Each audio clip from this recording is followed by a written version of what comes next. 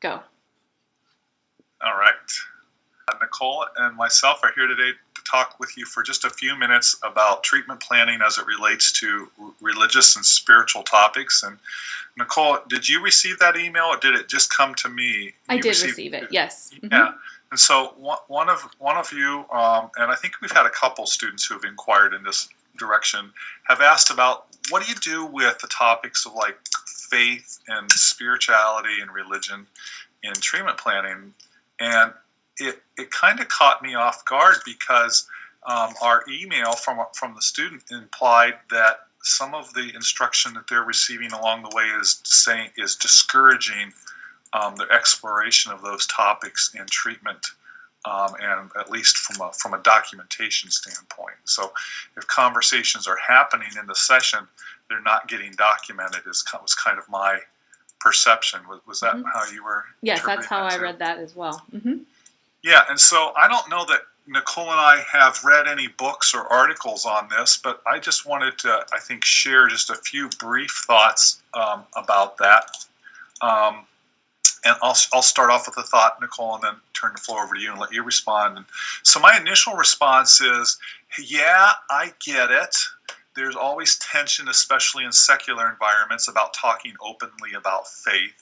And so, you can't in a secular institution be proselytizing for Christianity a lot of times without getting yourself in trouble. And so the scripture that says, render unto Caesar what is Caesar's comes to my mind. So in other words, when you're working in these secular society settings, you have to be respectful of the authority and the structure that you've agreed to work in.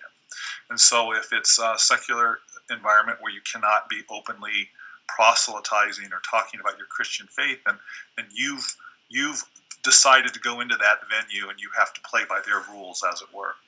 But my second thought is most of those situations that we think are closed to exploration of Christianity aren't as closed as we really think they are. So, for instance, I think about hospitals. And JACO, which is the equivalent of KCREP to counseling, JACO accredits hospitals all across the United States. JACO actually requires on their audits of hospitals for them to demonstrate how they are at every interaction with a patient assessing for religious and spirituality topics. So you go in for an outpatient procedure, and you're asked about what is your religious background and your faith and how important it is to you. You go in for a hospital admission, and somebody will likely come to your bedside and ask similar questions because they have a duty to do that and to be respectful and to engage you around your religious and spiritual values. So that's just my opening thought. How would you respond to that, or what might you add or say to that too? Sure. So my initial thought when reading the email and the question about this topic has to do with a balance in terms of, thinking about insurance companies and just practice in general, that, we should always be documenting evidence-based interventions and work that we're doing with the client. But we can also include whether they are acceptable or not by the insurance company, intervention. I feel like that, and we could even just what they're looking for in addition to other interventions. That's been my approach. And the other thought I had was that I've never, in 15 years, have never had an insurance company review my notes. And I'm not saying that I don't still think about that when I'm writing my notes. I'm always thinking about who may read this and what's expected. But I don't know what I'm doing, and I would never, not include that. An insurance company might read that and reject it. And even if they did and they came back and said, I'm not going to pay for this because you did this intervention, I would go back and advocate with research that supports the use for spiritually based interventions because the literature shows that that's an important well-being and mental health. So that's the approach that I would take in terms of. Yeah, you spurred more thinking by one of our recent graduates from our program last year, Bill Haynes. So he looked at for medical hospitals.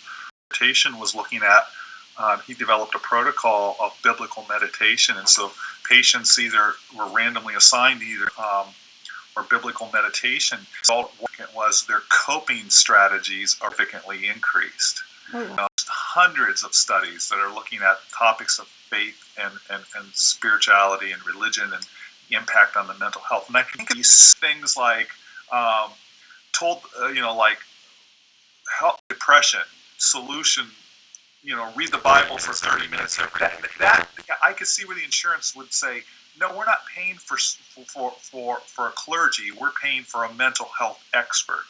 Mm-hmm. Now, the issue was presenting problem was depression, and there were all kinds of action steps, and one of those action steps was biblical. I think they're going to be okay with that. So it really is a kind of a hard time.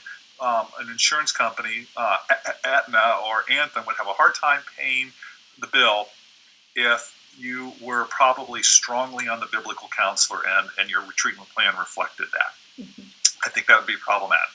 But if you're somewhere, incorporating all that you did and learned as a result of your training and as a master's, time sitting in the chair with some spiritual things, I just really can't see the insurance companies getting all riled up about that. Really, and I'm like you. I've never, I like to say I love my Lord and I love the discipline He's called me to. Can coexist, but you do have to appreciate your. But I think sometimes we try to effectuate change in the name of Christ. And so, can I continue to work for this corporation? Can I continue to whittle away at this and help them make changes, or do I need to go somewhere else, or do I need to just shelf my Christian faith? Those are issues you deal with, but yeah.